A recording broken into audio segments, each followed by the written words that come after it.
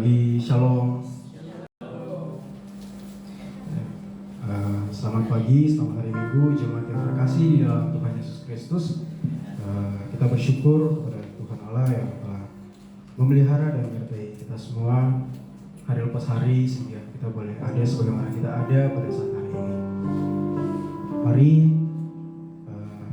kita menyiapkan hati kita untuk memuji memuliakan Tuhan di hari Minggu ini, Minggu ketiga sesudah Epifani 22 Januari 2023 dengan tema dipanggil menjadi murid, dengan nas Alkitab dari Matius 4 ayat 12 sampai dengan 23 yang akan dilayani oleh hambanya Bapak Pendeta James Damar. Mari Bapak Ibu saudara-saudara jemaat, kita persiapkan hati kita untuk beribadah kepada Tuhan. Mari kita menenangkan diri kita agar boleh fokus mengikuti ibadah ini. Kita masuk ke dalam waktu teduh saat teduh dimulai.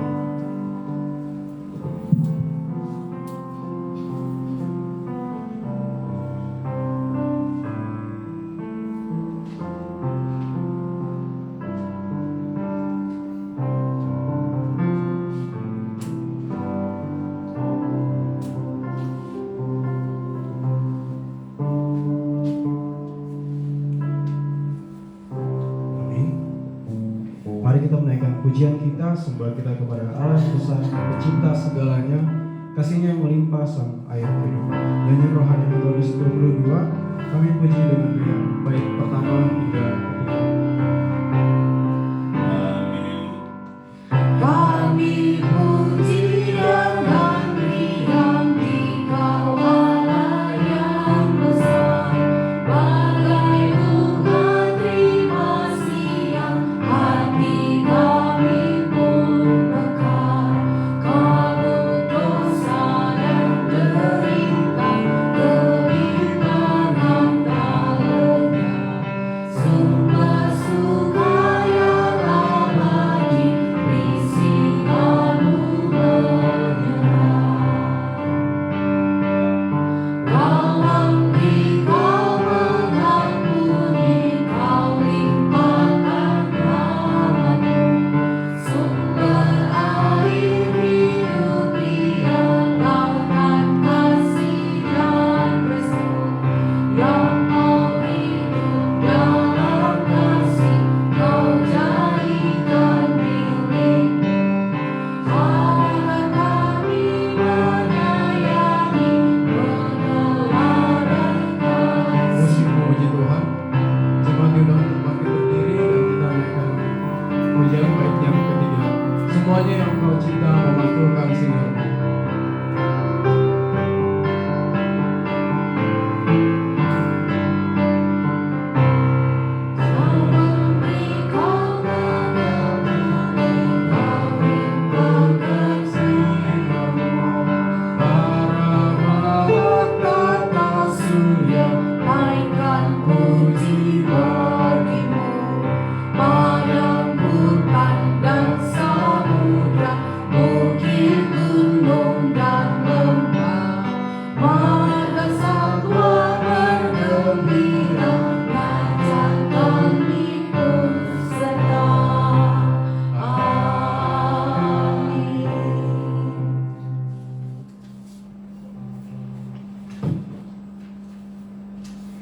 Pujilah aku ya Tuhan dan cobalah aku, selidikilah batinku dan hatiku, sebab mataku tertuju pada kasih setiamu dan aku hidup dalam kebenaran-Mu.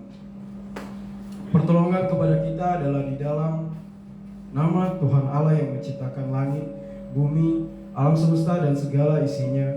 Turunlah kiranya atas kita sekalian anugerah dari Allah Bapa, Anak dan Roh Kudus. Amin.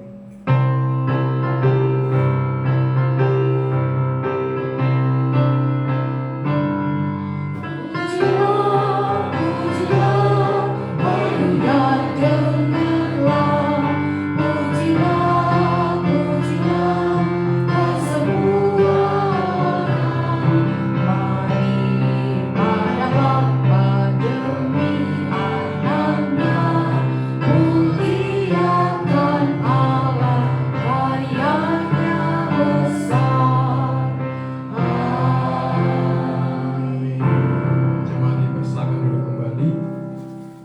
masuk ke dalam pengakuan dosa. Mari jemaat yang terkasih, kita mengambil waktu pribadi, kita datang kepada Tuhan, mengakui segala dosa dan pelanggaran-pelanggaran yang kita lakukan yang melukai hati Tuhan maupun hati sesama kita manusia. Mari kita datang secara pribadi di hadapan Tuhan, kita berdoa.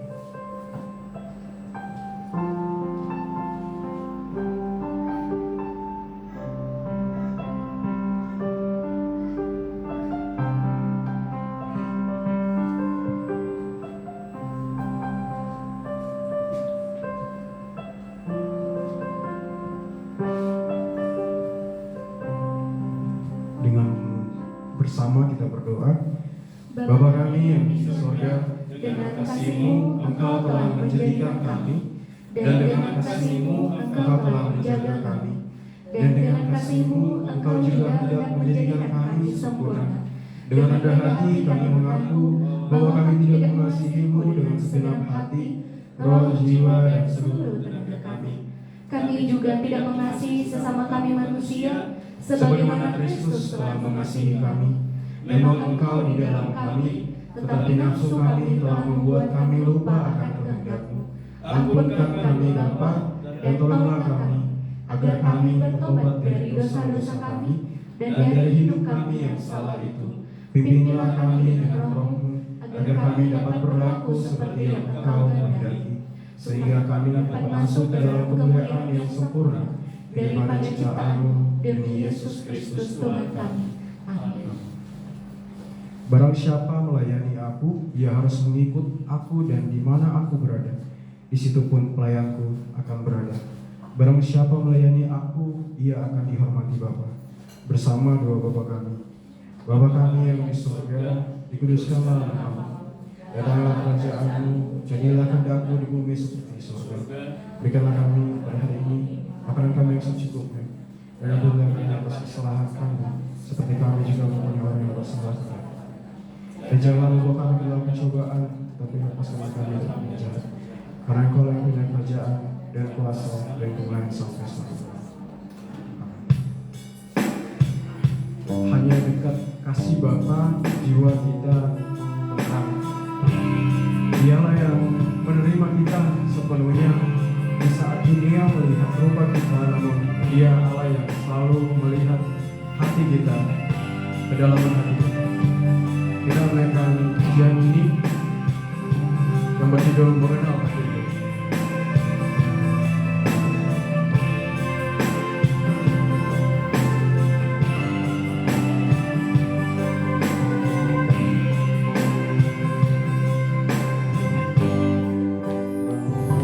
Yang dekat kasih-Mu Bapa, jiwaku pun tentram. Engkau menerimaku dengan sepenuhnya,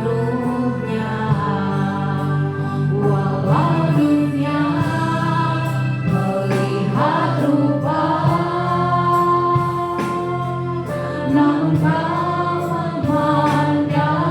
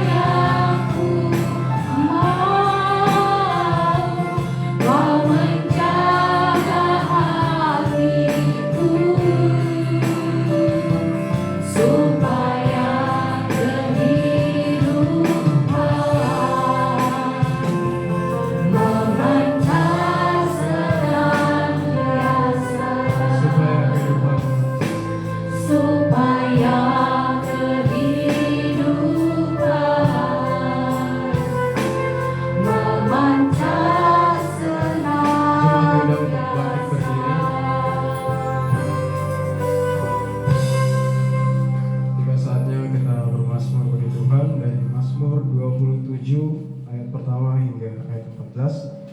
Ayat ganjil dibacakan oleh saya dan Bapak Ibu saudara-saudara jemaat ayatnya yang genap, dan pada ayat terakhir kita akan membacanya bersama-sama. Kita mulai dari Daud. Tuhan adalah terangku dan keselamatanku, kepada siapakah aku harus takut? Tuhan adalah benteng hidupku, terhadap siapakah aku harus gemetar? Ketika penjahat-penjahat menyerang aku untuk memakan dagingku, yakni semua lawanku dan musuhku, mereka sendirilah yang tergelincir dan jatuh. Sekalipun tentara bergema mengepung aku, tidak takut hatiku. Sekalipun timbul peperangan melawan aku, dalam hal itu pun aku tetap percaya. Satu hal yang minta kepada Tuhan, itulah yang kuingini, diam di rumah Tuhan seumur hidupku, menyaksikan kemurahan Tuhan dan menikmati baik-baik. Sebab Ia melindungi aku dalam pondoknya pada waktu bahaya. Ia menyembunyikan aku dalam persembunyian di kemahnya. Ia mengangkat aku ke atas gunung batu. Maka segera tegaklah kepalaku mengatasi musuhku sekeliling aku. Dalam kemahnya aku mau mempersembahkan korban dan sorak-sorai. Aku mau menyanyi dan bermazmur bagi Tuhan. Dengarlah Tuhan seruan yang kusampaikan. Kasihanilah aku dan jawablah aku. Hatiku mengikuti firman-Mu. Carilah wajahku, maka wajahmu kucari ya Tuhan. Janganlah menyembunyikan wajah-Mu kepada aku. Janganlah menolak hamba-Mu ini dengan murka. Engkaulah pertolonganku. Janganlah membuang aku dan janganlah meninggalkan aku, ya Allah penyelamatku. Sekalipun ayahku dan ibuku meninggalkan aku, namun Tuhan menyambut aku. Tunjukkanlah jalan-Mu kepada aku, ya Tuhan, dan tuntunlah aku di jalan yang rata oleh sebab sekeruku. Janganlah menyerahkan aku kepada nafsu lawanku, sebab telah bangkit menyerang aku. Saksi-saksi dusta dan orang-orang yang berkata-kata. Sesungguhnya aku percaya akan melihat kebaikan Tuhan di negeri orang-orang yang hidup. Nantikanlah Tuhan, kuatkanlah dan teguhkanlah hatimu. Ya, nantikanlah Tuhan.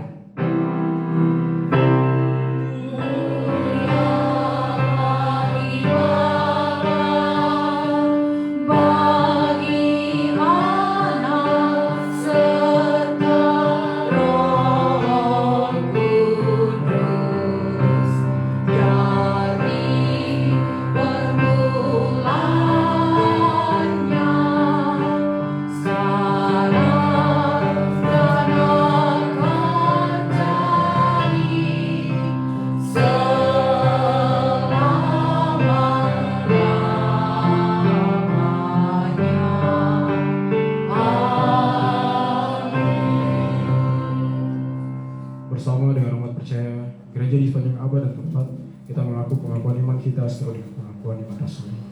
Aku percaya kepada Allah, Bapa yang Maha Kuasa, langit dan bumi, dan kepada Yesus Kristus, anaknya yang tunggal Tuhan kita, yang dikandung daripada Roh Kudus, lahir dari anak darah, yang menderita sengsara di bawah pemerintahan Pontius Pilatus, disalibkan, mati dan dikuburkan, turun ke dalam kerajaan maut, pada hari yang ketiga bangkit pula dari antara mati, naik ke surga, duduk di sebelah kanan Allah, Bapa yang Maha Kuasa, dan yang akan datang untuk mengampuni orang yang hidup dan yang mati. Aku percaya kepada Roh Kudus, gereja yang kudus dan ham, persekutuan orang kudus, pengampunan dosa, kebangkitan dari dan hidup yang kekal. Amin. Jemaat dipersilakan duduk kembali.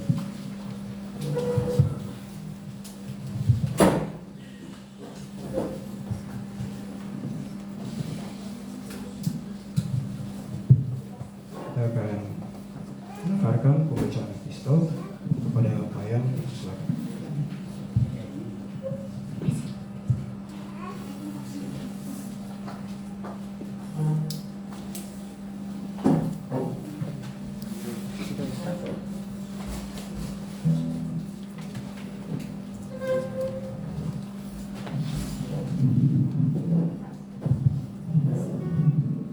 Pembacaan epistel kita pada minggu ini terambil dari 1 Korintus pasal 1 ayat 10 sampai 17. Beginilah firman Tuhan. Tetapi aku menasihatkan kamu, saudara-saudara, demi nama Tuhan kita Yesus Kristus, supaya kamu seia, sekata, dan jangan ada perpecahan di antara kamu. Tetapi sebaliknya, supaya kamu erat bersatu dan sehati sepikir. Sebab, saudara-saudaraku, aku telah diberitahukan oleh orang-orang dari keluarga Chloe tentang kamu, bahwa ada perselisihan di antara kamu. Yang aku maksudkan ialah bahwa kamu masing-masing berkata, aku dari golongan Paulus, atau aku dari golongan Apolos, atau aku dari golongan Kefas, atau aku dari golongan Kristus. Adakah Kristus terbagi-bagi? Adakah Paulus disalibkan karena kamu? Atau adakah kamu dibaptis dalam nama Paulus? Aku mengucap syukur bahwa tidak ada seorang pun juga di antara kamu yang aku baptis selain Krispus dan Gaius, sehingga tidak ada orang yang dapat mengatakan bahwa kamu dibaptis dalam namaku. Juga keluarga Stefanus, aku yang membaptisnya. Kecuali mereka, aku tidak tahu. Entahkah ada lagi orang yang aku baptis? Sebab Kristus mengutus aku bukan untuk membaptis, tetapi untuk memberitakan Injil. Dan itu pun bukan dengan hikmah perkataan, supaya salib Kristus jangan menjadi sia-sia. Demikian firman Tuhan.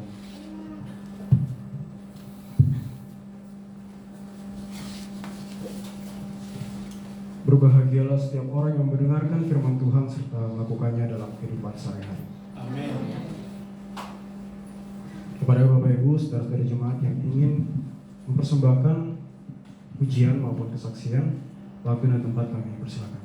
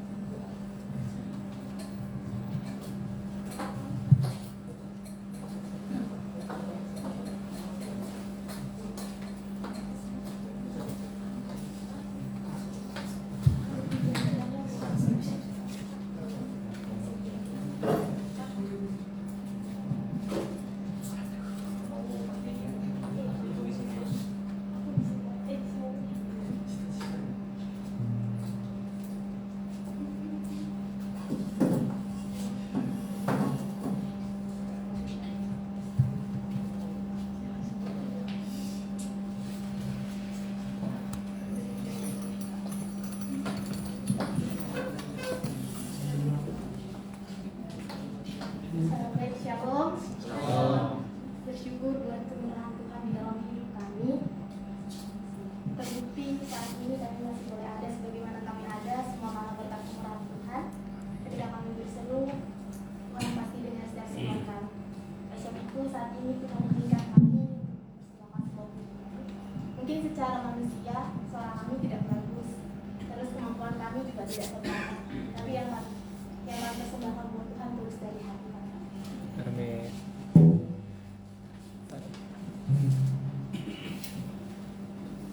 Thank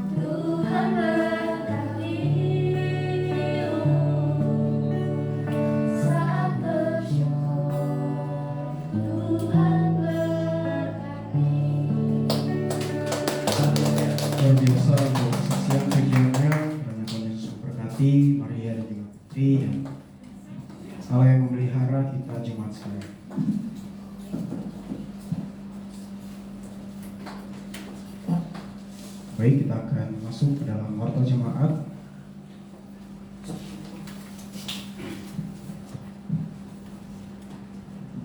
Adapun berita sepekan adalah sebagai berikut. 1. Panitia Kebaktian. Terima kasih untuk pelayanan Pendeta James Damanik dan semua tim pelayan yang bertugas pada hari ini. Tuhan Yesus memberkati. 2. Komisi Penata Layanan dan Keuangan.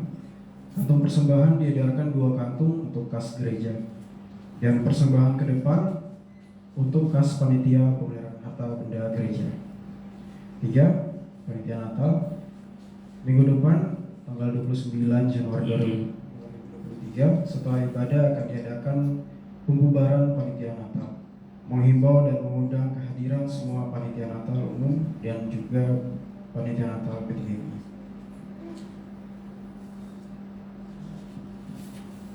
Adapun total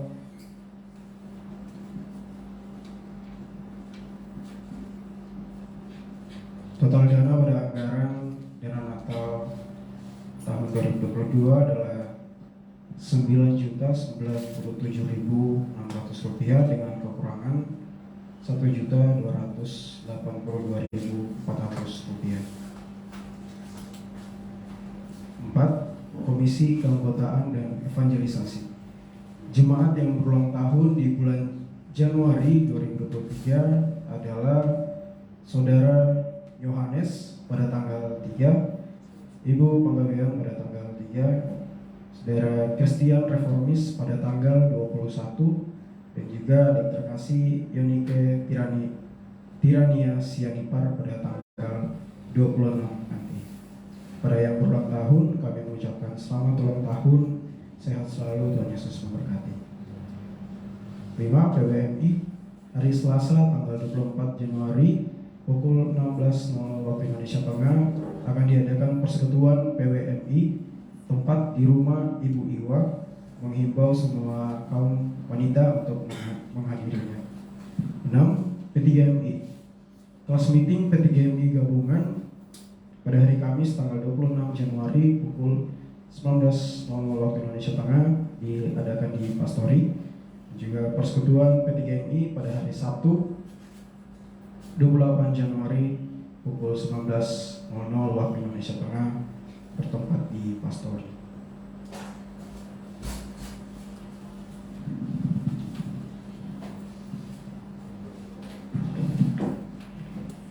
Berikut mengingatkan kepada kita semua untuk petugas pelayan pada ibadah minggu depan tanggal 29 Januari 2023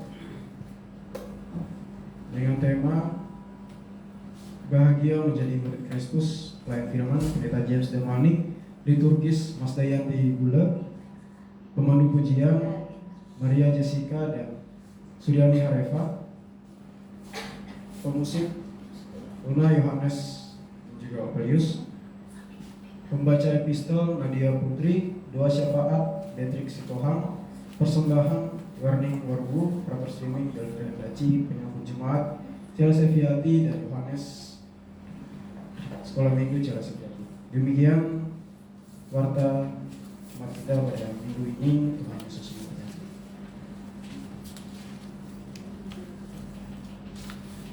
Tiba saatnya kita akan menaikkan doa syafaat kita yang akan dipimpin oleh hambanya Ibu Evangelis Novia Daud. Sebelum itu mari kita kembali menaikkan pujian kita Terlalu Besar. Sungguh besar kasih Allah yang telah berikan menjadikan kita di kayu salib yang menyelamatkan kita dan sekarang kita boleh hidup sebagai kita. Mari kita menaikkan pujian ini.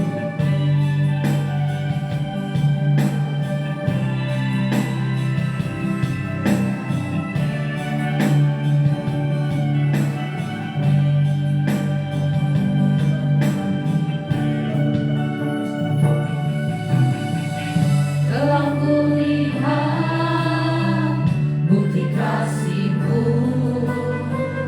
Kau menderita gantianku. Dengan darah-Mu Kau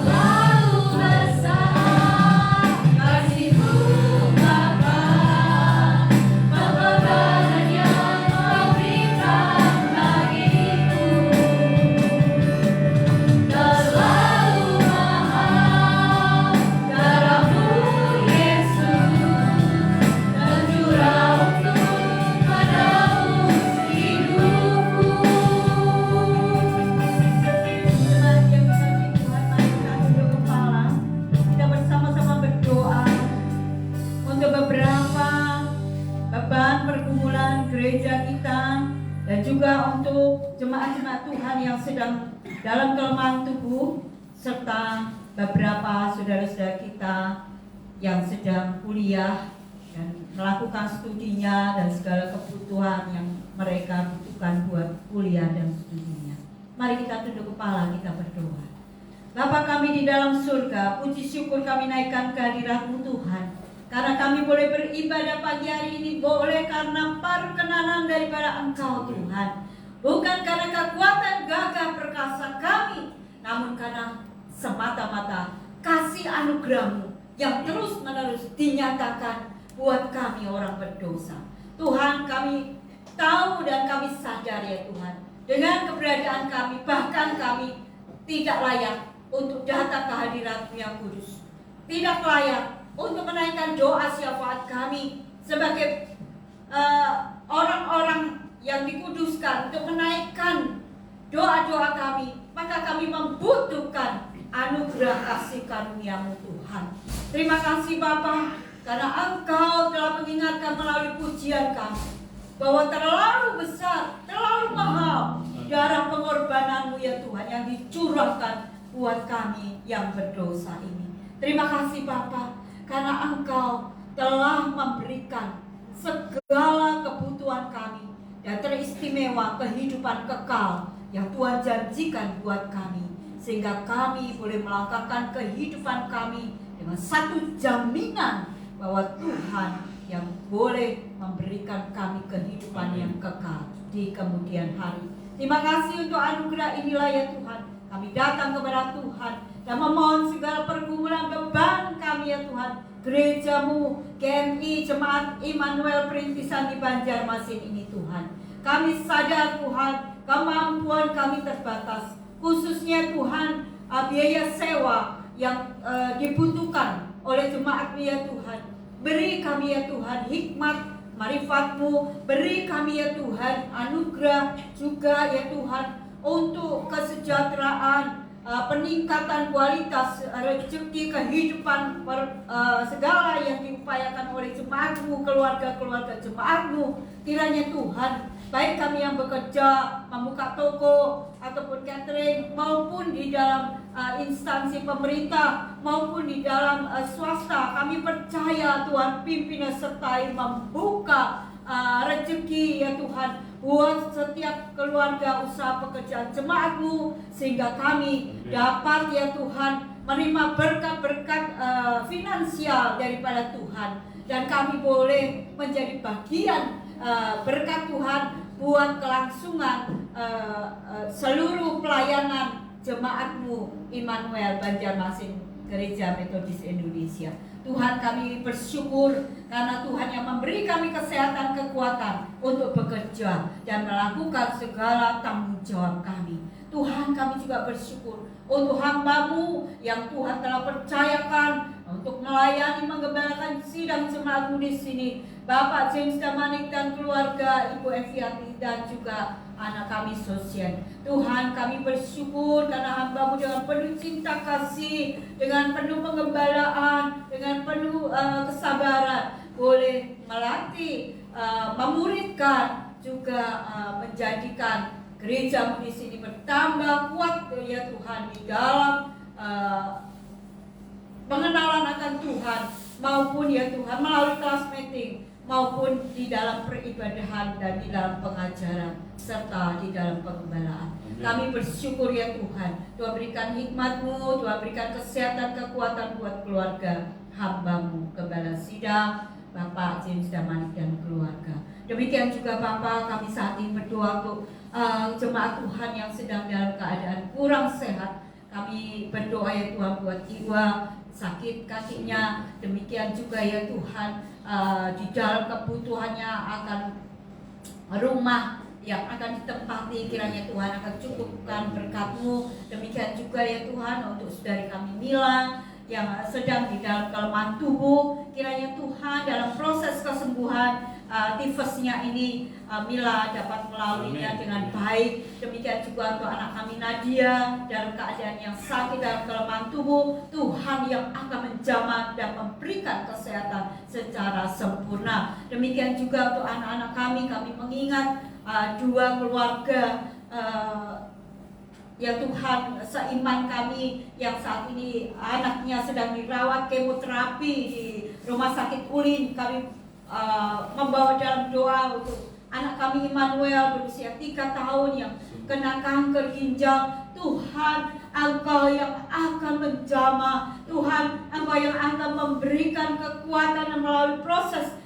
tenaga-tenaga medis yang Tuhan akan pakai secara maksimal, tepat dan juga cepat ya Tuhan, untuk menangani kemoterapi dengan sebaik-baiknya. Demikian tuh anak Yosua yang sedang di dalam penderitaan karena leukemia. Tuhan, kiranya Tuhan jamah juga ya Tuhan, segala yang dibutuhkan keluarga anak kami Yosua ini, kiranya Tuhan yang akan memberikan dan mencukupkan dan terus menerus dalam proses kemoterapinya ini, mengalami banyak perubahan dan mengalami kesembuhan. Oleh bilur-Mu mereka sudah dijamah dan disembuhkan. Tuhan, kami bersyukur ya Bapa, karena segala sesuatu yang dilakukan melalui peribadahan Natal dan pelayanan-pelayanan yang ada tahun baru dan untuk pelayanan-pelayanan tengah minggu yang akan dilakukan sepanjang minggu depan ini, Tuhan, kami bawa dalam doa jemaat-Mu ya Bapa.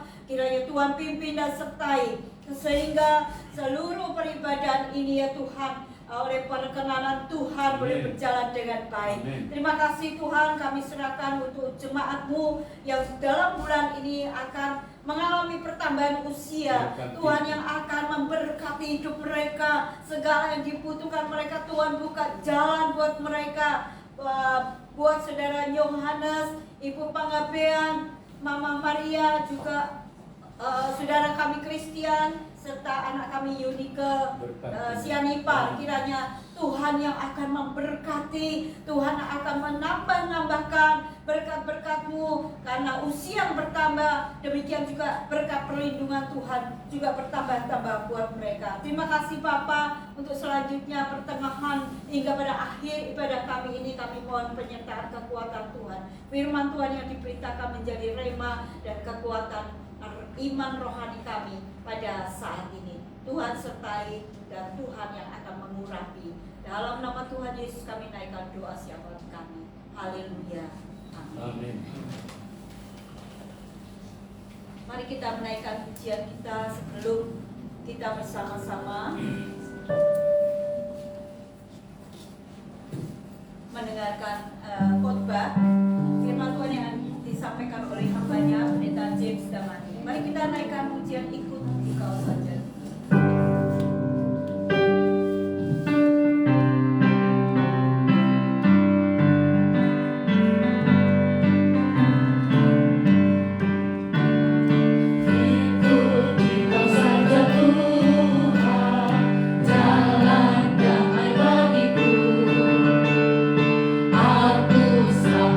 Semua hanya oleh darah-Mu.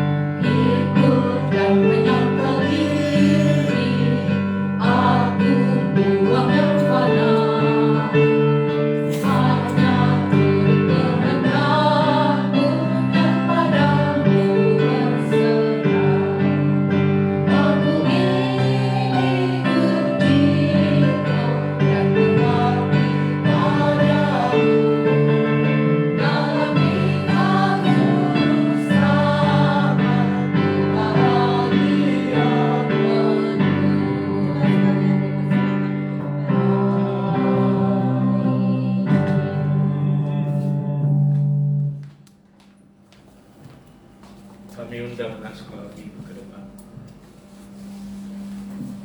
Silakan dulu Bapak Ibu.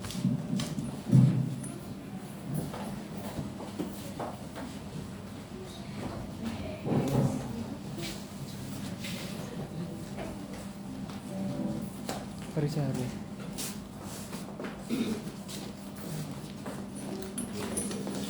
Mari kita berdoa menuju mereka ke sekolah minggu. Tuhan Bapa di surga, anak-anak ini berharga, dan kami juga seperti ini sebelumnya diutus ke sekolah minggu belajar. Berkatilah Sosial, Max, Keke, Nemo, dan juga Putri. Bahkan kami serahkan pengajarnya, Engkau memberkati mereka dalam komunitas kecil ini bertumbuh dalam Tuhan, sehingga mereka menjadi pilar gereja di masa depan. Tolonglah mereka Bapa, dalam nama Yesus kami berdoa, dan tolonglah kami menyambut firman-Mu, dan kami berserah kepada-Mu, dalam nama Yesus kami berdoa. Amin.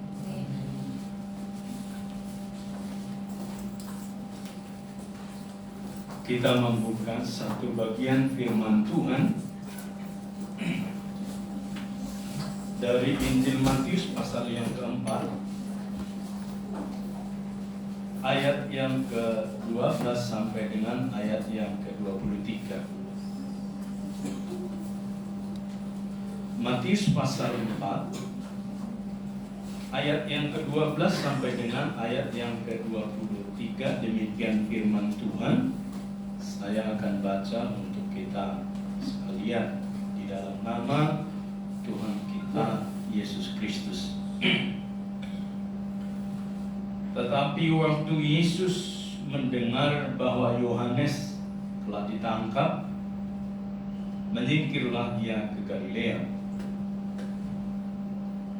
Ia meninggalkan Nazaret dan diam di Kapernaum di tepi danau di daerah Zebulon dan Naftali, supaya genaplah firman yang disampaikan oleh Nabi Yesaya, tanah Zebulon dan tanah Naftali, jalan ke laut daerah seberang sungai Yordan, Galilea wilayah bangsa-bangsa lain. Bangsa yang diam dalam kegelapan telah melihat terang yang besar, dan bagi mereka yang diam di negeri orang dinaungi maut telah terbit terang. Sejak waktu itulah Yesus memberitakan, bertobatlah sebab kerajaan surga sudah dekat. Dan ketika Yesus sedang berjalan menyusul danau Galilea, ia melihat dua orang bersaudara, yaitu Simon yang disebut Petrus dan Andreas saudaranya. Mereka sedang menebarkan jala di danau, sebab mereka penjala ikan. Yesus berkata kepada mereka, "Mari ikutlah aku dan kamu akan kujadikan penjala manusia." Lalu mereka pun segera meninggalkan jalannya dan mengikuti dia. Dan setelah Yesus pergi dari situ, dilihatnya pula dua orang bersaudara, yaitu Yakobus, anak Zebedeus, dan Yohanes saudaranya, bersama ayah mereka. Zebedeus sedang membereskan jala di dalam perahu. Yesus memanggil mereka, dan mereka segera meninggalkan perahu serta ayahnya, lalu mengikuti dia. Yesus berkata kepada mereka, "Mari ikutlah aku dan kamu akan kujadikan penjala manusia." Sedemikian jauh pembacaan firman Tuhan ini kepada kita Bapak Ibu, saudaraku yang mengasihi Tuhan. Tentu yang berbahagia adalah setiap kita yang membaca tetapi juga merenungkan dan mempraktekkan firman Tuhan ini dalam hidup kita hari lepas hari. Haleluya. Dipanggil menjadi murid. Ayat yang kita baca tadi, Bapak Ibu, saudaraku, mengisahkan peristiwa perjalanan Tuhan Yesus setelah menang dari pencobaan di padang gurun. Kita tahu bahwa Tuhan Yesus mengalami pencobaan di padang gurun setelah dia berpuasa 40 hari 40 malam. Di bagian ini kita menemukan satu statement yang patut kita catat, yaitu penjelasan dari Injil Lukas. Dikatakan di sana, Bapak Ibu, pada waktu Tuhan Yesus setelah selesai dicobai, dikatakan di sana ia mundur daripadanya dan menunggu waktu yang baik. Di dalam Injil Lukas tidak ditemukan kalimat itu. Setelah Tuhan Yesus mengalami pencobaan dan menang, di dalam Injil Matius disebutkan di sana, sejak waktu itu Yesus memberitakan, bertobatlah sebab kerajaan sorga sudah dekat. Itulah yang menjadi fokus dari pemberitaan Yesus. Tetapi di sisi lain, Bapak Ibu saudaraku, keterangan Injil Lukas pasal 4 ayat 13, setelah iblis mengakhiri semua pencobaan itu, ia mundur daripadanya atau dari Yesus. Tetapi ada statement di sana yang patut kita garis bawahi. Ia menunggu waktu yang baik. Jadi ditafsirkan itu adalah celah. Juga itu bisa dipahami sebagai satu potensi atau bagian yang tersembunyi yang sewaktu-waktu menyasar kerajaan Allah dan semua orang percaya di dalamnya. Jadi artinya, Bapak Ibu saudaraku, ketika Yesus selesai dan menang atas pencobaan itu, iblis tidak tinggal diam. Dan dalam demonstrasi kemenangan Tuhan Yesus, sampai di kayu salib ketika Tuhan berkata sudah genap, selesai, dan kemudian disimpulkan lagi nanti bangkit mengalahkan maut, baru apa yang disebut waktu yang baik itu sudah tidak berlaku. Tetapi Bapak Ibu saudaraku, ada yang disebut dengan bagian yang tersembunyi, yaitu muncul sewaktu-waktu, di mana iblis selalu menyerang pada bagian kelemahan kita. Jadi iblis tidak memulai serangan di mana kita kuat, tapi iblis akan menyerang di mana kita pernah gagal dan lemah, dan dia selalu menyerang di sana.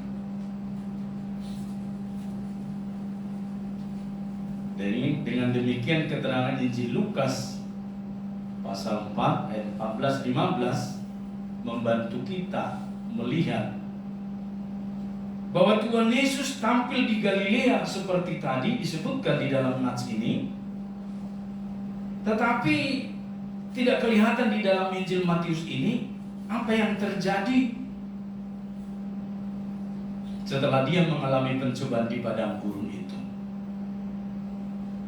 Tetapi dalam Injil Lukas kita bisa melihat itu di ayat 14 dan 15. disebutkan, dalam kuasa Roh kembalilah Yesus ke Galilea, dan tersiarlah kabar tentang Dia di seluruh daerah itu.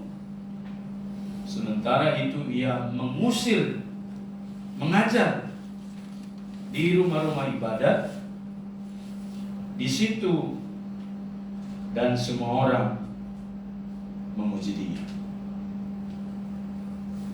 Bapak Ibu saudaraku, ada di sini penjelasan kepada kita mengerti ayat yang ke-12 ini,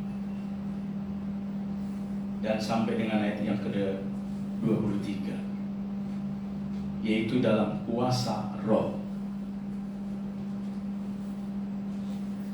Tentu kita berpikir Bapak Ibu, kan Yesus itu adalah Tuhan Allah. Dia adalah bagian daripada Allah itu, atau oknum yang kedua. Sebab kita tahu ada oknum yang pertama, yaitu Bapa. Oknum kedua Sang Firman, yaitu Yesus. Dan oknum ketiga Roh Kudus. Ketiganya adalah satu. Jadi Tuhan kita bukan tiga oknum, tiga Tuhan, tapi satu.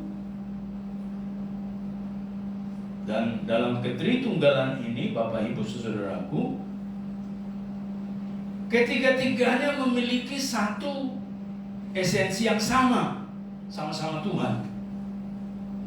Enggak ada yang lebih rendah. Tetapi yang menarik dalam ketiga-tiganya itu, Bapak Ibu saudaraku, mereka saling taat.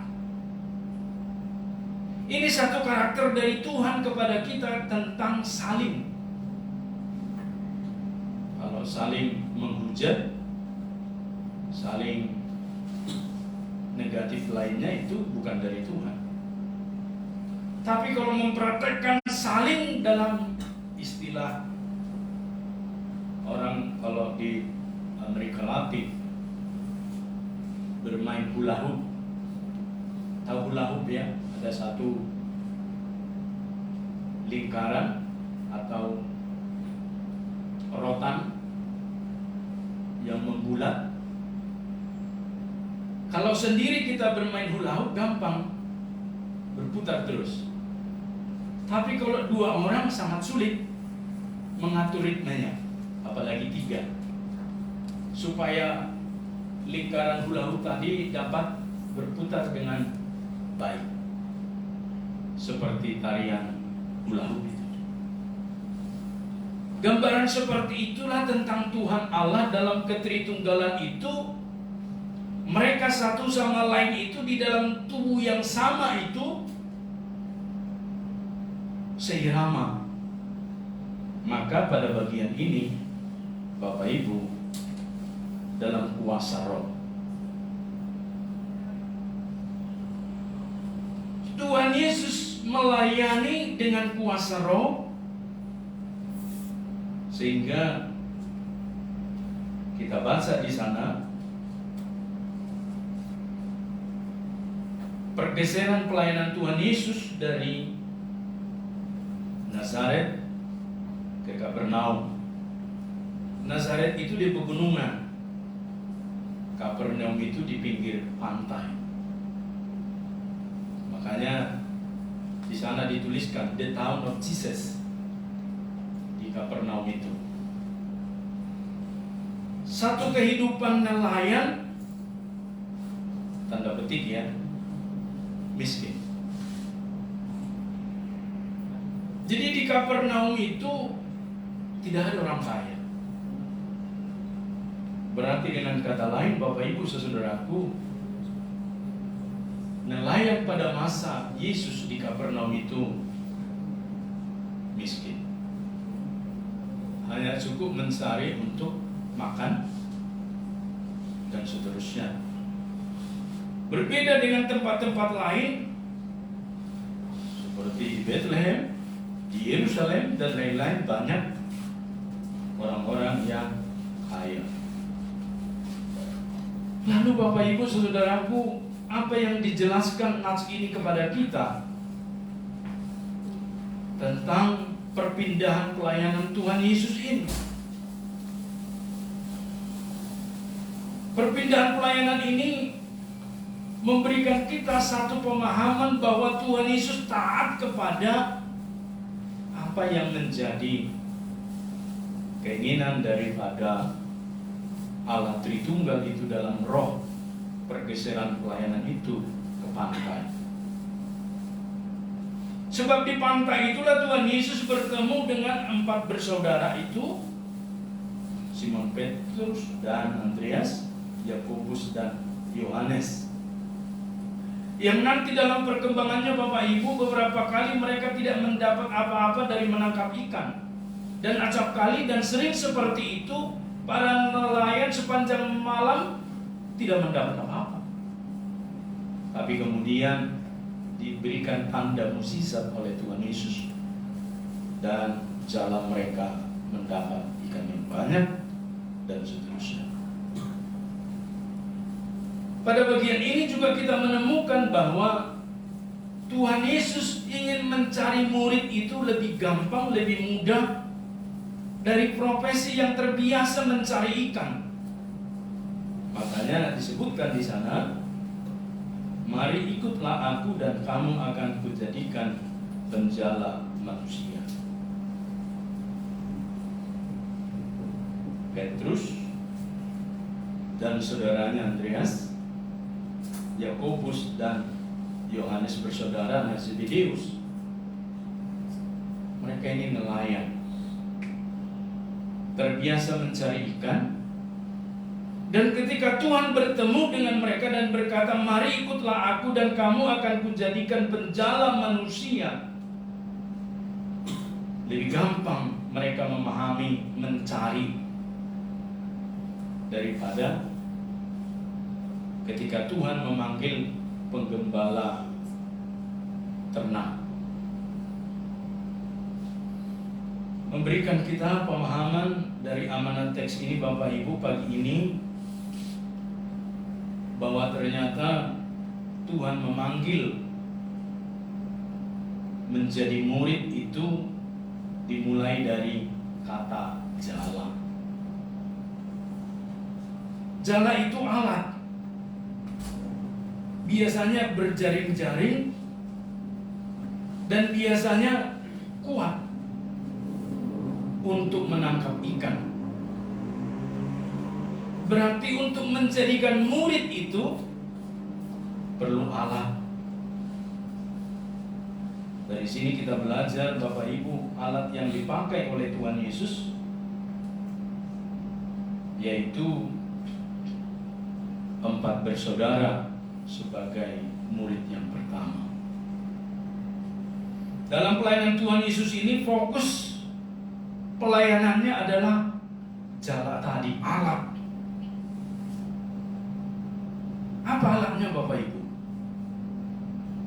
Yaitu Simon, Petrus dan Andreas, Yohanes, dan Bapak Ibu mengajarkan kepada kita hari ini, kata alat ini sangat dibutuhkan. Tanpa alat kita tidak bisa melakukan segala sesuatu seperti yang dikehendaki. Proses menjadikan murid itu sangat terukur dilakukan Tuhan Yesus. Dimulai dari 4 orang sebagai alat inti. Nanti kemudian dilengkapi pada waktu pemanggilan murid-murid secara lengkap. Sebagai alat Bapak Ibu saudaraku, Tuhan melihat itu merupakan sesuatu yang sangat penting untuk mewujudkan visi misinya. Mengajarkan kepada kita hari ini, Tuhan memberikan kita anugerah dengan alat, tools. Sejak kita lahir Bapak Ibu, Tuhan telah memberikan banyak alat bantu kepada kita. Tidak ada di antara kita yang hidup otonom, tapi selalu membutuhkan alat bantu. Karena kita memang diciptakan Tuhan sebagai makhluk sosial. Jadi Ada banyak Bapak Ibu alat ini yang diberikan Tuhan kepada kita tidak disyukuri. Ada begitu banyak alat-alat di sekitar kita yang dipakai Tuhan menjadi sarana kepada kita, alat bantu, acap kali luput dari ucapan syukur kita. Oleh karena itu, khotbah ini mengingatkan kita hari ini supaya kita jangan lupa akan mereka-mereka yang telah dipakai Tuhan menjadi alat untuk kita. Salah satunya orang tua kita. Tanpa ibu kita, bagaimana kita lahir ke dunia? Tanpa orang tua, bagaimana kita datang ke dunia? Tapi perhatikanlah mereka di tengah dunia ini acap kali menelantarkan orang tua, tidak bersyukur dan juga tidak mempraktekkan sesuatu yang menyenangkan orang tua. Alkisah, ada seseorang yang telah lahir ke tengah dunia ini dalam keadaan pergumulan yang berat karena 3 bulan dikandung ayahnya meninggal dunia. Sang ibu tentu berjuang untuk membesarkan anak ini, menyekolahkannya. Ibunya guru serabutan. Apa saja dikerjakan supaya ada uang untuk menyekolahkan anak ini. Seorang laki-laki. Lalu kemudian berkat Tuhan terus banyak dalam hidupnya. Dapat beasiswa dari SD sampai perguruan tinggi. Lalu kemudian dia mendapat pekerjaan yang bagus di salah satu perusahaan perkebunan di Sumatera. Karena dia tamat dari Institut Pertanian Bogor. Pada masa itu gelarnya insinyur. Lalu hal pertama yang dia terima yaitu gaji pertama sebagai manajer kebun. Tapi hal yang pertama dia lakukan adalah membawa temannya, seorang gadis, untuk menikmati dan merayakan gaji pertama tersebut. Ada yang salah nggak? Nggak ada yang salah. Tapi ketika dia melupakan ibunya, bapak ibu yang telah berjuang begitu lama, sampai tidak pernah menikmati makan daging, hanya menikmati kepala ikan asin dan sayur daun ubi, menu andalannya. Jangan dipikir ibu itu mamanya gemuk, kurus kering. Tapi kemudian begitu cepat terlupakan oleh seorang anak. Karena apa? Karena dia tidak menemukan apa yang disebutkan seperti dalam firman Tuhan ini. Apa itu esensi daripada jala dalam hidupnya? Ketika Tuhan Yesus mencari nelayan penjala ikan, ada maksud dan tujuan yang hendak dicapai supaya menggampangkan pemberitaan Injil, mencari orang-orang yang mau dibawa, dipulihkan dan diselamatkan. Ketika pemuda tadi, Bapak Ibu saudaraku, tidak menemukan jala di dalam hidupnya, untuk apa insinyur itu? Untuk apa disekolahkan tinggi-tinggi dan atas anugerah yang luar biasa bekerja di perkebunan itu dengan gaji yang mantap. Tapi dia langsung menyenangkan dirinya. Satu perbandingan Bapak Ibu yang kita mesti belajar hari ini. Bisa enggak Tuhan Yesus menyenangkan dirinya tanpa melalui yang sulit-sulit itu? Bisa, sebab dia Tuhan. Bisa enggak dia ganti rencananya jangan melalui jalan salib itu, jangan lahir dari manusia biasa? Bisa. Tapi kenapa Yesus memilih jalan yang alamiah tersebut? Sebab itulah alamnya manusia, naturalnya manusia. Lalu apa perbedaannya dengan pria tadi? Alamnya seorang muda adalah menyenangkan orang tuanya. Maka jangan langsung berpoya-poya dengan calonnya yang belum tentu nanti menjadi istrinya, yang sebentar lagi juga bisa putus, yang sebentar lagi juga bisa mengapusi. Ada uang, abang disayang. Tidak ada uang, abang Radin lebih tahu, abang ditendang. Jadi artinya Bapak Ibu saudaraku, sebenarnya jika kita mengerti firman Tuhan ini, maka hidup kita itu sangat seimbang seperti tema kita ini. Berarti pada bagian ini kita belajar tentang jala ini. Maka ketika Tuhan datang ke tengah dunia, dia enggak mencari tukang kayu, sekalipun ayah jasmaninya tanda petik Yusuf itu carpenter, tukang kayu. Bukan dengan tukang kayu itu dia mencari jiwa, mencari murid, tapi melalui para nelayan ini sebagai cikal bakal murid yang lengkap 12 nanti. Yang 4 ini nelayan. Berarti Bapak Ibu saudaraku, dalam pelayanan Tuhan Yesus, fokus pelayanannya adalah jiwa, menjala jiwa yang terhilang. Sebab hanya orang yang mengalami keterhilangan itulah kemudian bisa mengerti orang-orang yang terhilang di sekitar mereka.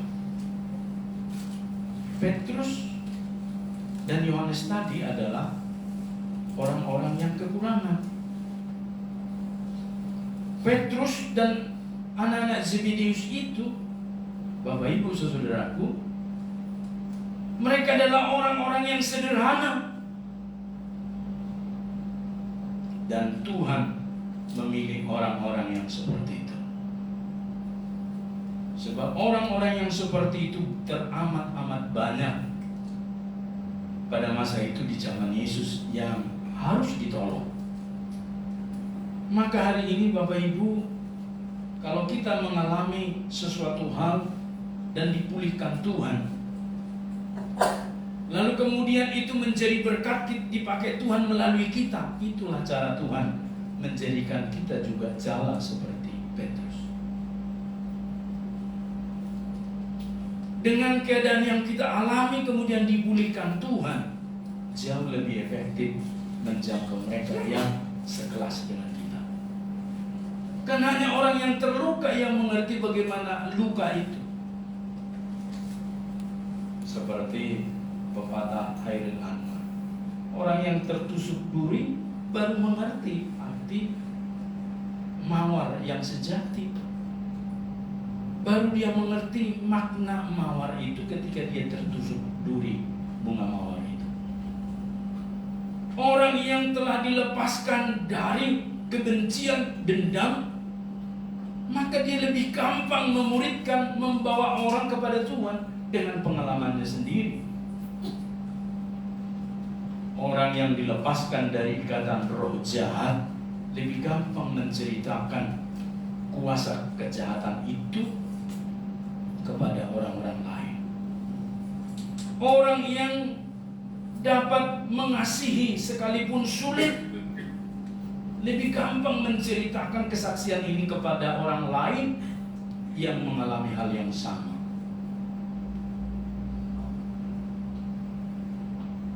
Ada satu pria namanya di salah satu kota Jakarta, tapi sudah meninggal. Tadinya pria ini tidak begitu terkenal. Pria biasa saja. Pada zaman Orde Baru, banyak duit, ya, dekat dengan Jalan Cendana, punya banyak proyek. Kemudian dia tinggalkan keluarga, dia tinggalkan anak istrinya, dia pergi dengan macam-macam perempuan karena banyak duit. Tapi kemudian perempuan itu semua menghapusinya. Lalu kemudian proyeknya pun bangkrut dan dia menjadi kere.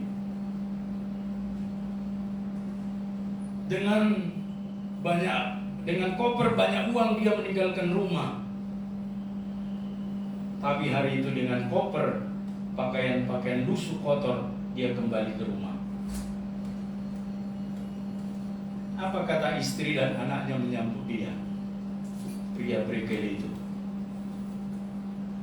disambut karena mereka sudah rohani di rumah itu.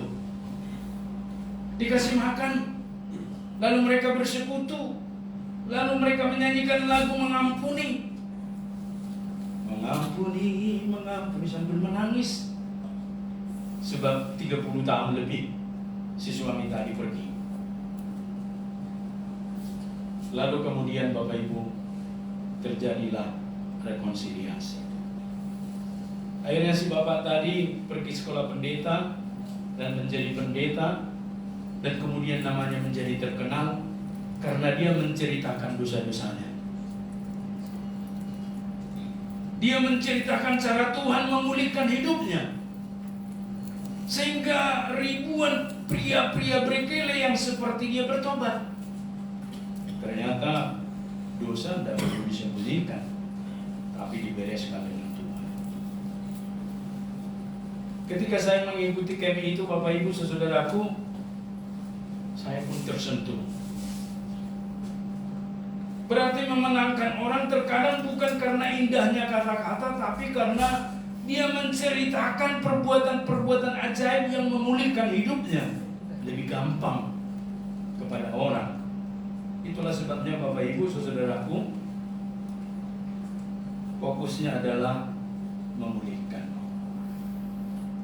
Proses menjadikan murid itu sangat terukur dilakukan Tuhan Bapak Ibu. Untuk menjadi murid, paling tidak kita menemukan 3 hal dari ayat yang ke-18 sampai dengan 23. Yang pertama, dimulai dari kelompok kecil. Tuhan Yesus memanggil orang-orang bukanlah dalam kelompok-kelompok besar, tapi dimulai dari kelompok-kelompok kecil, Bapak Ibu.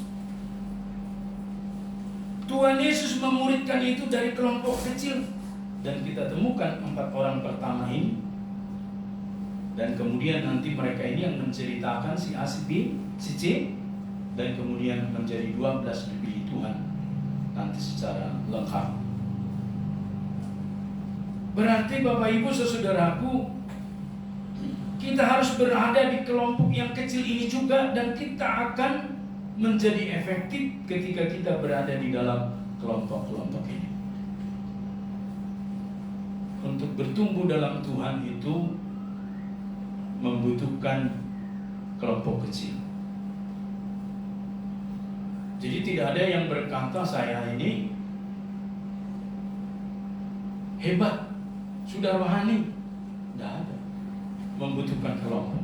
Saya aja berkelompok dengan Pak Pendeta Erwin. Kami hamba Tuhan, ada kelompok.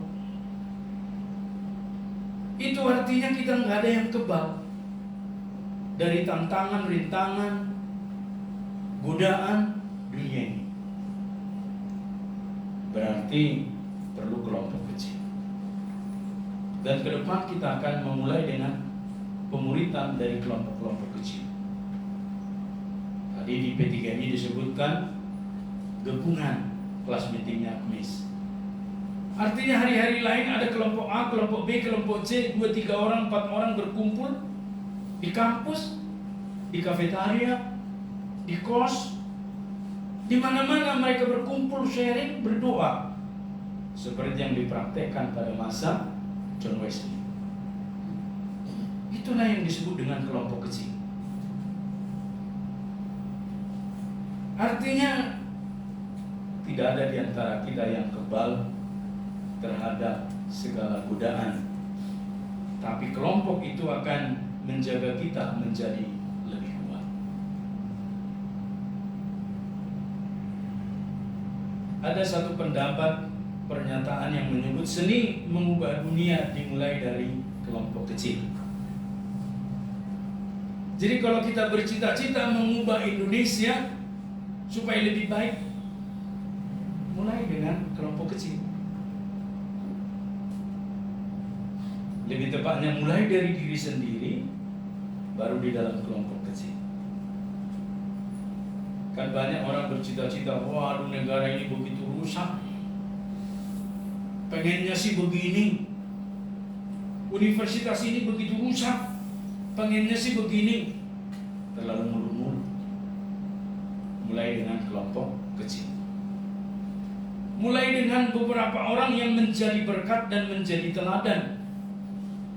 Bukankah itu yang dipraktekkan John Wesley bersaudara? Sehingga Inggris itu damai aman, karena mereka menjangkau melalui kelompok kecil. Yang pria berkelompok sambil ngopi di Starbucks, mereka membahas tentang kepriaan. Bagaimana berfungsi di tengah keluarga, menjadi imam. Jangan lagi pria yang suka memukuli istri dan anaknya. Kan kita semua rata-rata korban dari begitu kan. Kita anak-anak begitu gampang dipukuli orang tua zaman itu. Tapi nanti ketika kita menjadi orang tua, jangan tularkan hal yang sama. Ya boleh didisiplin dengan perjanjian. Ya pukul pantatnya, kan di situ banyak lemak. Pukul tempat lain kan menyakitkan. Itu artinya kalau kelompok wanita bertemu, bicaralah mereka tentang kewanitaan menjadi berdaya guna sebagai ibu yang baik. Jadi tidak lagi menggosip. Pemuda-pemudi bertemu, tidak lagi membicarakan hal-hal yang tidak berguna seperti pornografi dan seterusnya. Dan segala yang tidak berkenan tidak perlu didemonstrasikan lagi, karena kelompok kecil itu telah menjadi tempat bertumbuh bersama. Berapa banyak hari ini pemimpin-pemimpin yang lahir dari kelompok-kelompok kecil itu. Mereka pasti bertumbuh bersama. Konon katanya di Bank Indonesia itu, kalau ada orang-orang Kristen itu yang naik jadi pemimpin, itu dari kelompok kecil, dari yang terbina selama mereka di bangku kuliah. Jadi ketika si A masuk, dia akan bawa temannya tadi, naik dibawa lagi temannya, tarik menarik. Sesuatu yang positif sebenarnya Bapak Ibu. Ketika itu kita demonstrasikan Bapak Ibu, saudaraku, maka apa yang telah dipraktekkan oleh Tuhan Yesus, mencari nelayan-nelayan itu, terjadi juga di dalam hidup kita, sebab kita telah berada di dalam kelompok kecil itu. Kan di antara murid-murid Tuhan Yesus ini kelompok inti. Makanya pada waktu mereka perjamuan, Yohanes ini kan nyender, bersandar pada Tuhan Yesus kayak lesehan. Petrus ada di situ, membuktikan mereka sangat dekat, bukan? 4 orang ini, kelompok inti dari 12 murid Tuhan Yesus. Maka ketika kita praktekkan ini Bapak Ibu saudaraku, saya percaya bukan saja terjadi pertumbuhan jemaat, pertambahan jumlah nih di kita, komunitas kita Metodis, tapi juga terjadi pertumbuhan kualitas hidup kita. Ketika yang lain goncang nih, perkuliahannya kah, pekerjaannya kah, ekonominya kah, kita mempunyai terobosan baru karena dibangun di atas kelompok kecil. Yang kedua, pilihan Tuhan untuk muridnya adalah orang-orang yang sederhana. Tuhan Yesus memilih murid yang sederhana. Ada satu tadi pernyataan di sana disebutkan Bapak Ibu. Yesus berkata kepada mereka, "Mari ikutlah aku dan kamu akan kujadikan penjala manusia."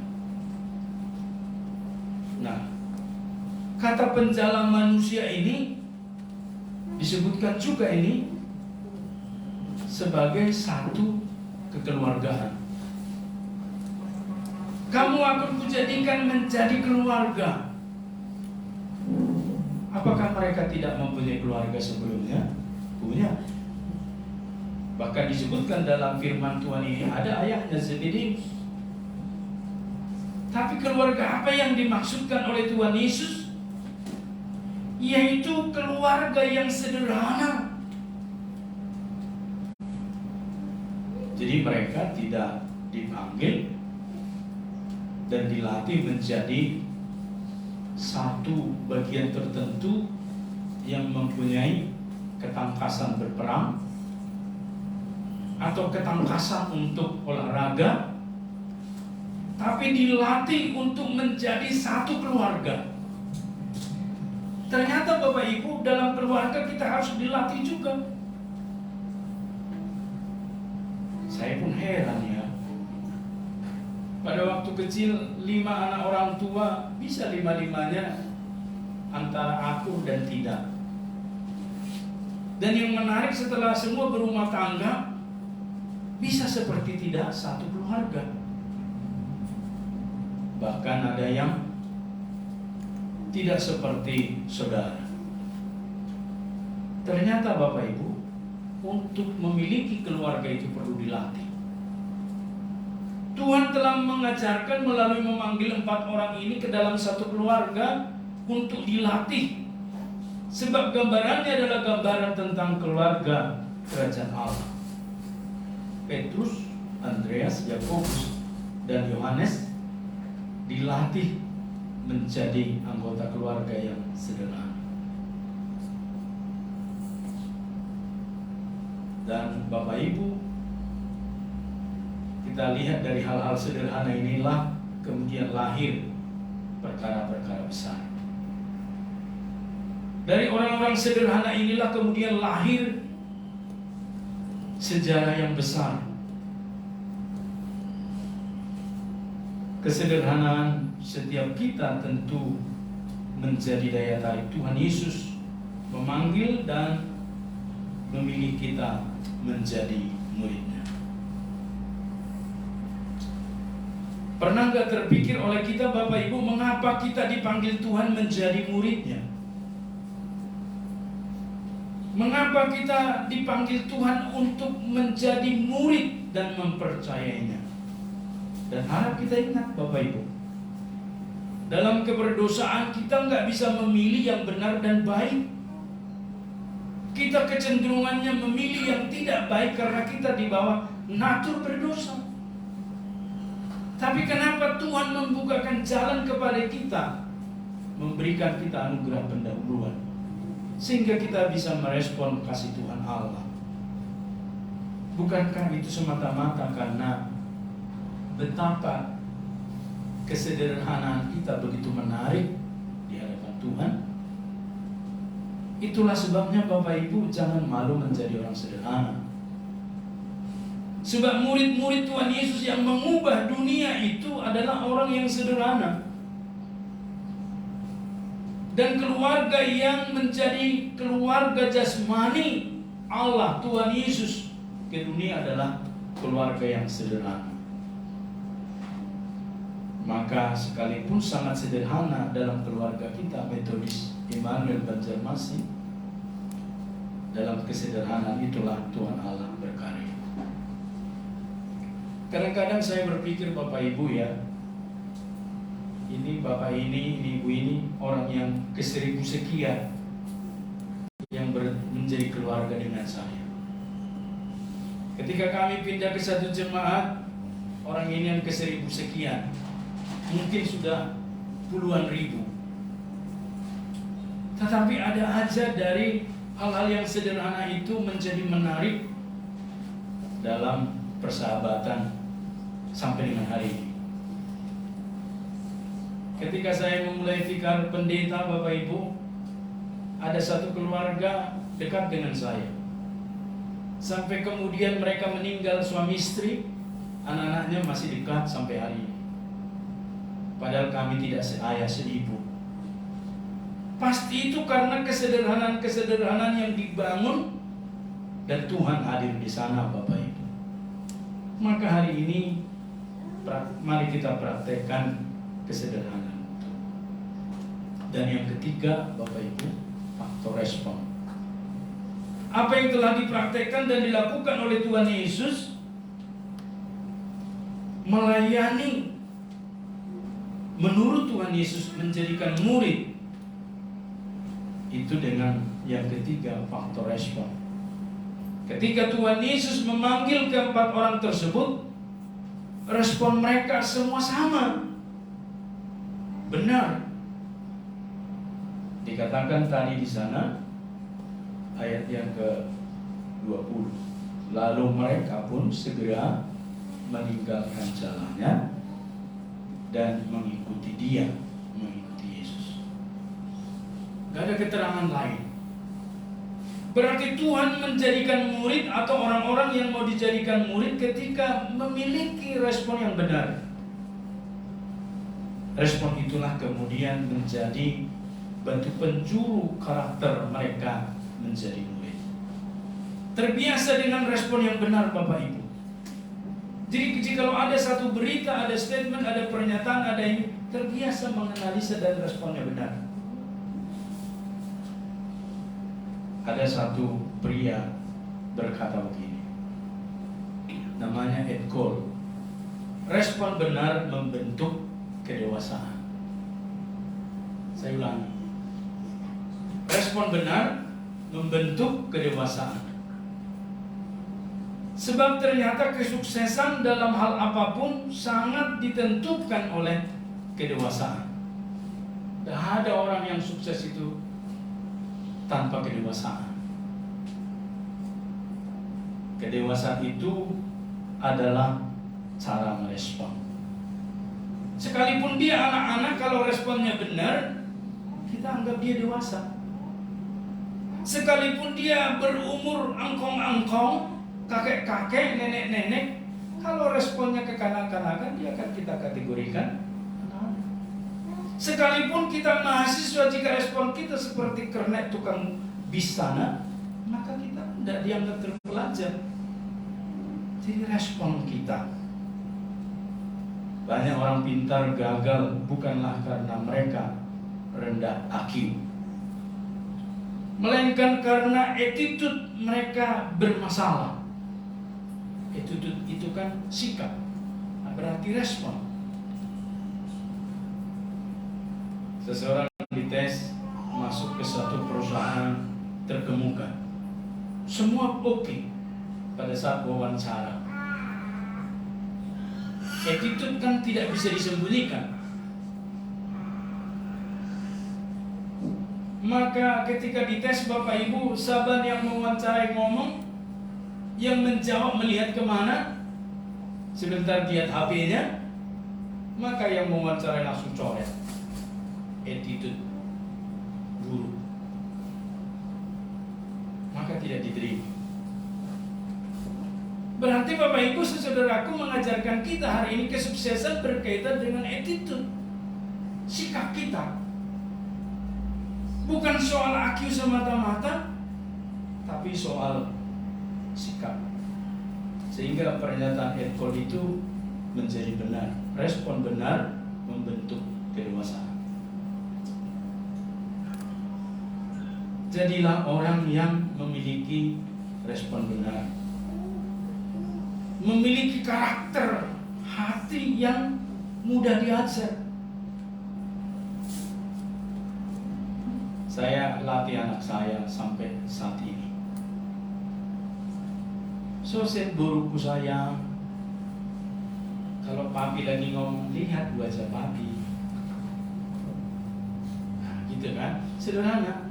Saya khawatir kalau nanti dia dewasa, dia berbicara dengan siapa, dia tidak lihat wajahnya, langsung dicoret orang. Attitude buruk, bad attitude, jelek sikap. Maka sepintar apapun isinya sudah hilang. Berarti Bapak Ibu mengajarkan kita hari ini, apa yang telah dipraktekkan oleh Tuhan Yesus ini dan direspon benar oleh keempat orang itu menjadi poin VOF, focus of view kita. Berarti attitude kita harus benar. Amin Bapak Ibu. Jadi kalau dosen mengajar, attitude kita sangat menentukan. Kemarin bercanda berseloroh setelah persekutuan P3MI saya sebut. Saya pernah mengajar 10 tahun lebih. Saya bilang waktu saya mengajar agama Kristen itu di UKI, kan namanya universitas ya, macam-macam cara dan sikap mereka. Ketika saya mengajar di mimbar begini, ada yang begini, ada yang begitu, ada yang terbangkan kapal-kapal terbang pakai kertas ke sana, yang dari sana balas lagi. Wah, itu benar di setiap sekolah teologi saya nggak pernah temukan begitu. Tertib kan sekolah teologi. Waktu di kelas umum itu, benar orang ini gitu ya. Maka semester pertama saya kasih shock terapi, ya kan, yang manggut-manggut. Saat saya menyampaikan materi yang manggut-manggut, saya kasih dia 80. Pasti B.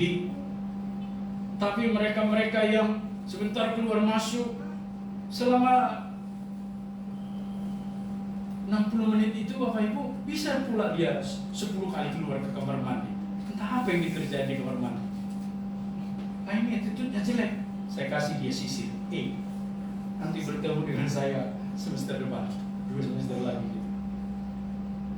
Maka Bapak Ibu Saudara ketika mereka datang saya sebut, Aki memang oke, pertanyaan itu bisa kau jawab semua, tapi attitude menjelek. Saya jelaskan Bapak Ibu, kalau attitude menjelek, sepintar apapun kau begini, di perusahaan apapun kau gak diterima. Perlu attitude, lalu diperbaiki Bapak Ibu. Maka kesuksesan itu tidak semata-mata didukung oleh apa yang ada pada kita, tapi ditentukan oleh sikap kita. Dan di akhir dari khotbah ini Bapak Ibu, sama seperti Simon Petrus, semua orang percaya dipanggil dengan satu tujuan, menjala manusia, untuk menjadikan murid. Dan kemudian Simon Petrus juga mempraktekkan itu. Lalu bagaimana caranya Bapak Ibu? Mari kita lihat di dalam Matius 28 ayat 19 dan 20.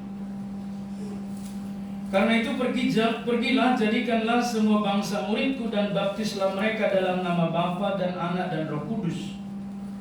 Dan ajarlah mereka melakukan segala sesuatu yang telah kuperintahkan kepadamu. Dan ketahuilah aku menyertai kamu senantiasa sampai kepada akhir zaman. Karena itu pergilah, jadikanlah semua bangsa muridku. Siapa bangsa itu di sekitar kita? Orang yang dekat dengan kita. Kalau mereka begini molor, kita tidak ingatkan, berarti kita tidak peduli dengan mereka. Tebarkan jalan kepada mereka. Kalau hari ini Bapak Ibu saudaraku, ada yang bertemu dengan kita lalu kita tidak ajak ke gereja, tebarkanlah jalan kepada mereka. Mari kita isi bangku-bangku yang kosong. Masih banyak bangku yang kosong kan? Walaupun kita ada 40 lebih hari ini. Kita targetnya tahun ini beribadah rata-rata 50. Mari kita dukung sama-sama. Amin. Ini tugas kita bersama. Para pengurus P3 ini, pengurus PW ini, mari kita jadikan target ini target kita bersama. Dan kita doakan juga lahan gereja kita, kan tidak selamanya kita di sini. Kita butuh juga lahan tempat kita beribadah. Tidak seminggu kita mengangkat gitar listrik, apalagi keyboard dan seterusnya. Tapi nanti ada perkembangan. Tuhan memberkati, kita berdoa.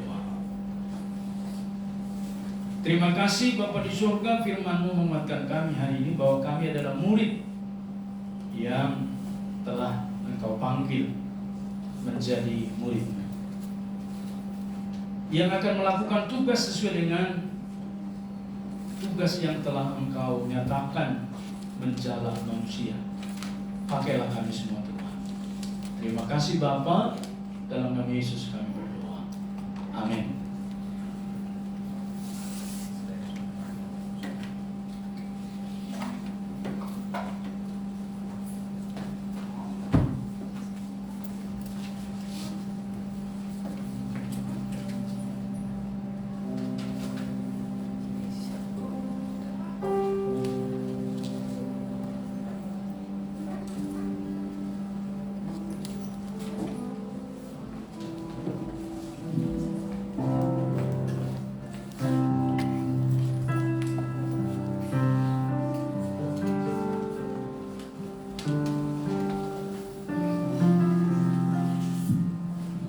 Sebab Dia Allah kita dan kita umat gembalaannya dan kawanan domba tuntunan tangannya.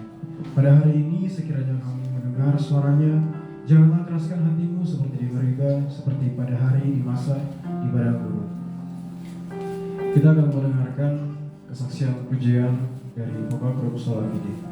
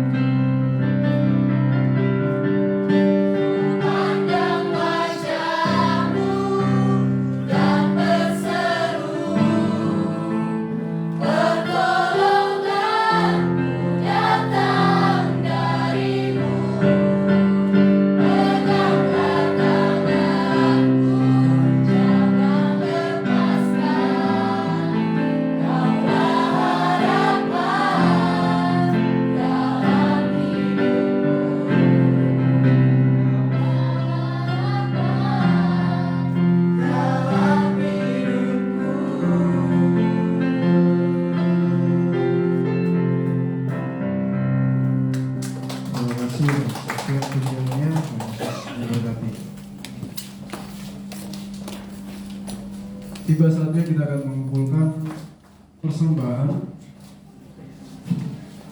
Nah, persembahan kita terambil dari Amsal 3 ayat 9 sampai 10. Muliakanlah Tuhan dengan hartamu dan dengan hasil pertama dari segala penghasilanmu, maka lumbung-lumbungmu akan diisi penuh sampai berlimpah-limpah, dan bejana pemerahan akan meluap dengan air buah. Sambil mengiringi jalannya persembahan, kita menaikkan nyanyian rohani metode 196 Intan dan Program.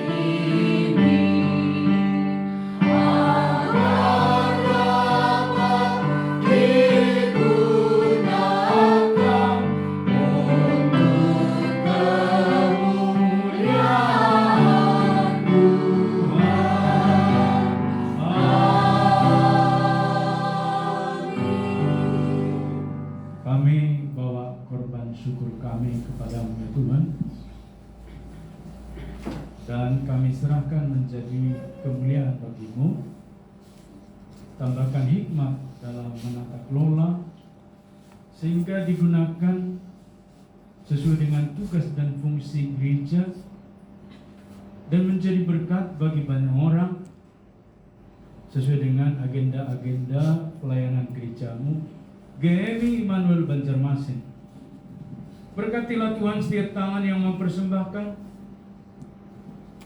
Berkatilah hidup dan kesehatan serta keluarga mereka. Berkati juga pekerjaan dan usaha bisnis mereka. Bahkan berkati juga yang sedang bersekolah, kuliah, sehingga tepat waktu mereka selesai studi dan menjadi kebanggaan bagi orang tua mereka. Terima kasih Bapa di surga, kami mengucap syukur karena kebaikan dan kemurahan Tuhan. Kami menyerahkan persembahan kami ini, baik persembahan kantung kolektif, janji iman, ucapan syukur, dan persembahan ke depan untuk kas pemeliharaan harta benda gereja. Berkati kami memberikan karena Engkau telah terlebih dahulu memberkati kami. Terima kasih Bapa di surga, segala puji hormat dan kemuliaan hanya bagi-Mu. Berkatilah ya Tuhan semua persembahan kami ini yang kami naikkan hanya di dalam nama Yesus Kristus, Tuhan dan Juru Selamat kami yang hidup. Amin.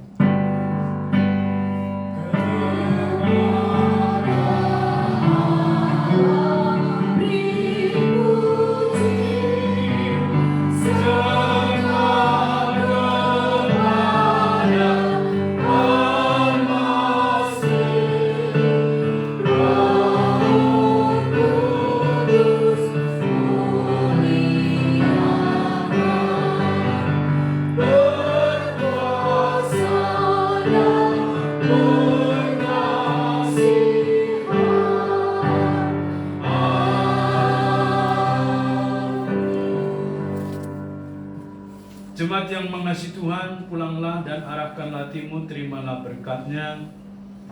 Tuhan memberkati engkau dan melindungi engkau. Tuhan menyinari engkau dengan wajah-Nya dan memberi engkau kasih karunia. Tuhan menghadapkan wajah-Nya kepadamu dan memberi engkau damai sejahtera dari sekarang, besok, bahkan sampai selama-lamanya, sampai Yesus datang kedua kalinya. Amin.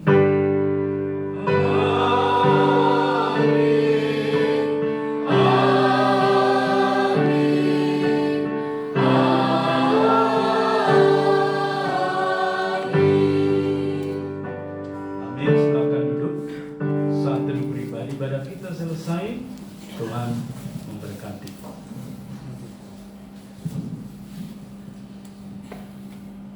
Saling bersalaman dalam Yesus kita bersaudara.